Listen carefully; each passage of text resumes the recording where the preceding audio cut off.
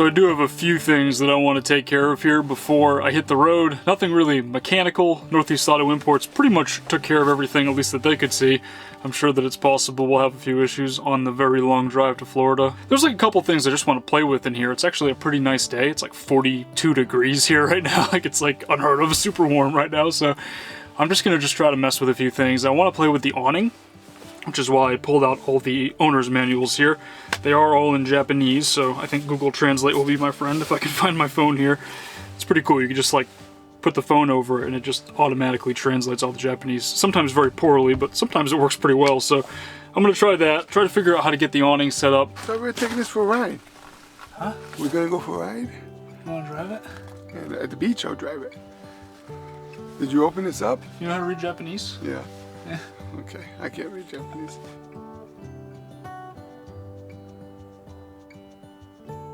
When pulling out the awning, be strong and elegant.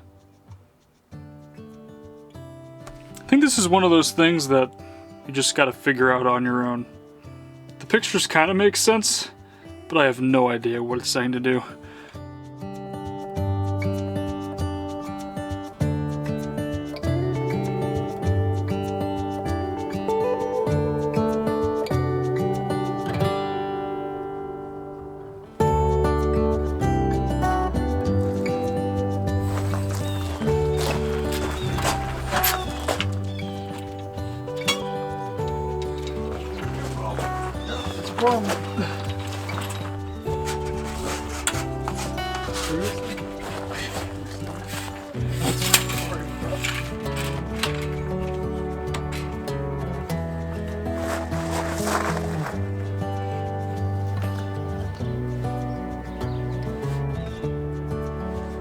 It was a little scary at first. Definitely need to remember to have pliers if we ever try to do that again, because one of the buttons gets stuck once it latches into place. The thing is 25 years old, so I guess it makes sense. You ready? I'm right smack in the middle here where I'm supposed to be. You're perfect. I am. You should just It's go. actually not that hot.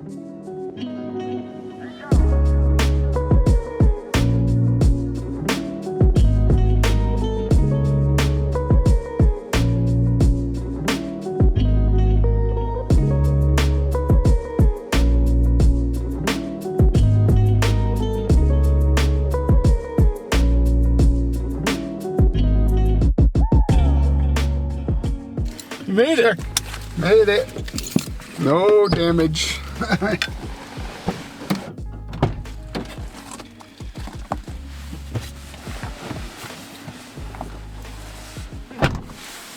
was pretty fun yesterday, driving around with my dad like that. Like at first he was pretty worried about driving because the steering wheel is on the opposite side like this, but after a couple minutes he got used to it pretty quickly, to the point where I asked to switch back after we had finished flying the drone around, and he said no.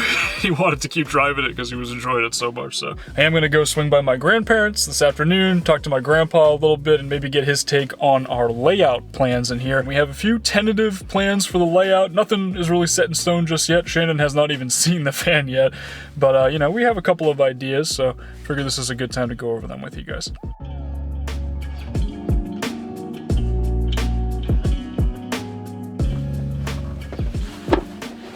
We do have quite a few plans for the inside of the van already.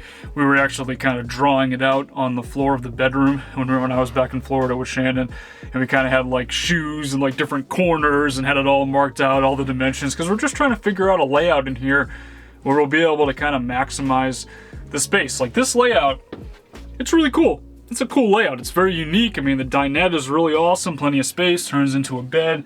The wet bath is obviously really, really cool as well. But it's not really the most practical layout for full-time van life. Like, there's no storage in here. I have no idea where I'm gonna put my surfboard, maybe on the roof. I don't know. Like there's just not really a lot of space in here to, you know, to live. I don't think that this is an ideal setup for living in full-time. It's great for camping for a couple of days. That's exactly what it was designed to do, to take it to a campground with the family for a couple of days and hang out, but it's not really meant to be lived in like this. So we're probably gonna have to pull out the dinette here, maybe sell it. It is in excellent condition, and then kind of go from there. We also have some pretty major safety concerns in here in terms of water damage and mold. I know I mentioned this in the last video, but these windows are leaking. and they've probably been leaking for like 5 years, maybe a decade, maybe longer. There's no way to really know for sure. So there's going to be some mold in here to the point where I'm probably not even going to sleep in this van on the way down on this road trip coming up. I'm probably just going to get a hotel a couple of nights and do it that way, because I don't know, it's probably not smart to sleep in a place where there might be mold behind some of this fabric here. I'm pretty sure there likely is. So everything basically from this point down has to come out. The wood is all rotted behind the windowsills. That's got to come out. The floor is not really in great condition. My sister and Morgan actually had a bunch of leftover hardwood laminate that they had used when they redid their floors a few years ago. So I actually took some of that. We're going to get it in here. And one thing that's really nice is that there is plenty of natural light in here with the skylight. So I really do think that we can give this a more modern look and really modernize the interior here. Unfortunately, that is going to involve removing the original factory camper conversion, and it is kind of a bummer. I'm not gonna lie, guys. I'm very torn on this, and we're not 100% set on anything just yet. There's a few things that could change here, but I can't really see a way to make this giant wet bath into something that is practical. For me, it's wasted space here. The kitchen area really isn't that usable. There's no counter space. Like, the fridge is really, really tiny. And then you have this giant area here where we could do a lot with, and instead we have this 4-person dinette with seat belts, and it doesn't make a lot of sense for us, guys. I know we can come up with a better layout, and we actually kind of already have it planned out. Freezing in here. I gotta close this door. I think the door is a little cold too. It's a little bit slow to close. I can't take this weather, guys. It is absolutely freezing. I gotta get down to Florida. Our tentative plan for the layout in here is to create almost like a pseudo platform bed. And I'm realizing as I'm trying to shoot this right now that it is extremely difficult to describe what I'm thinking here, because I haven't really seen anything like this before, but I think it's gonna work out pretty well. We wanna have a platform bed, for one, because we wanna have storage space underneath it. If we have a platform bed, we can put our stuff. Like, I could put my surfboard in there, we can have enough space for some tools so that we can do work on the road, which is definitely going to happen at some point in this old van, and we want to be able to have enough space to fit all of our possessions while we're traveling around the country. So the platform bed design we like. The problem with that is that it does limit the amount of space that we can have for living space. It pretty much makes it so that where the camera is the end of the platform bed, and then we have just basically where I'm sitting, and then all the way up to the, to the behind the front seats area. So not really a whole lot of space. And in this space, we would put theoretically like a little kitchen area, something with a little countertop, maybe even like a propane oven. We're thinking about a couple of different ideas, and maybe even have it wrap around the back behind the driver's seat. So that's kind of the goal there. And then the back, we would have the pseudo platform bed. So it's not really like a full platform bed, but we want to make it so that part of the bed can fold down, revealing a bench seat.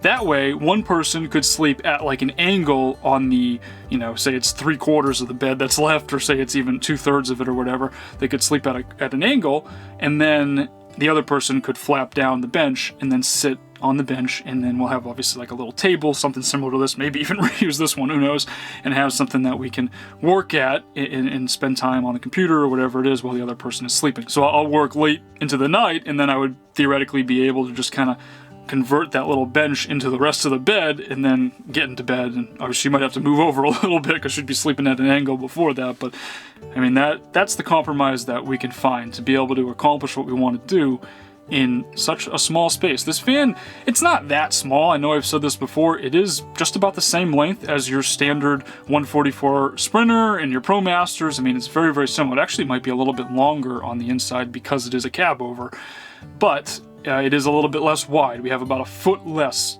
of width. It's a little bit more narrow than those vans. So we have to compromise for that, and we have to kind of figure it out. We unfortunately cannot make a platform bed that goes from side to side. It's just not wide enough. It would only be a 5-foot bed. It would not be very comfortable to sleep in. So that is our goal, though. I know it's kind of probably pretty hard to picture as I'm sitting here. I'm thinking about this. I'm sure I'm going to be watching this as I'm editing it and be like, what am I even talking about? But it is kind of our tentative plan for the layout in here, and I think it's going to work out. It's a little different, it's a little weird, a little quirky, but I guess it fits the van pretty well.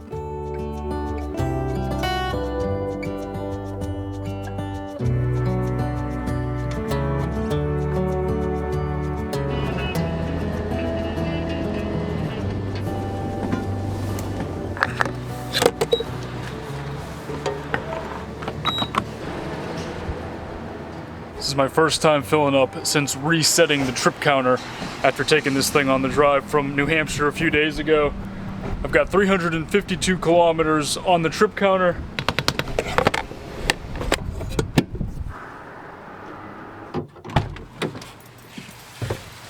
So 352 divided by 12.771. It's 27.5 kilometers per gallon.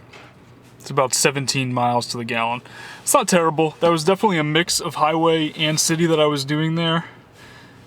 It's actually pretty good. It's a little bit better than I was expecting. In terms of other first impressions here, after 3-4 days of ownership of the HiAce, you know, going into this, guys, I was a little bit concerned about the fact that this is kind of a weird van. You know, it's definitely pretty obscure. You don't really see too many of them, and I know a lot of folks said that there was no way we were ever going to be able to stealth camp in this, that all kind of people were going to be noticing it and coming up to me and all this and that. And I was a little worried about that because I am a bit of an introvert, guys. Like, you know, I like talking about the van. You know, I'm certainly, don't hesitate to come up to me if you see me. You know, I'm happy to talk and to chat and everything like that. But at the same time, like, you know, having a van that draws a lot of attention would be a little bit weird, and I was a little bit concerned about it. But so far, guys, the first few days of ownership here, I've noticed that pretty much nobody notices this van. Very, very few people have any sort of reaction. I've got a couple thumbs up and stuff like that out the window, a couple people waving and stuff, but for the most part, I'm driving by, people walking on the streets, I'm passing people in the road, you know, going back and forth and everything, and no one even thinks twice. It's just a regular white van as far as the average person is concerned, and that's kind of a huge relief for me. I'm actually pretty happy about that, you know, and yeah, it's cool. I'm really excited about the features of it and everything like that, but I don't really want to draw more attention than is necessary, so that's kind of a cool thing. I think that it's going to work out pretty well, and that's really it so far. I haven't really had too many other experiences yet. Obviously, I will keep you guys posted as I continue to drive this thing around, and I'm planning to leave tomorrow to start the trip down to Florida. I'm going to break it up. It's going to be a bit of a long journey. I'm going to try to visit one of my good friends on the way down in Tennessee, and then kind of go from there, but that's all going to be part of the next few videos, guys. Thanks for watching. I'll talk to y'all in the next one.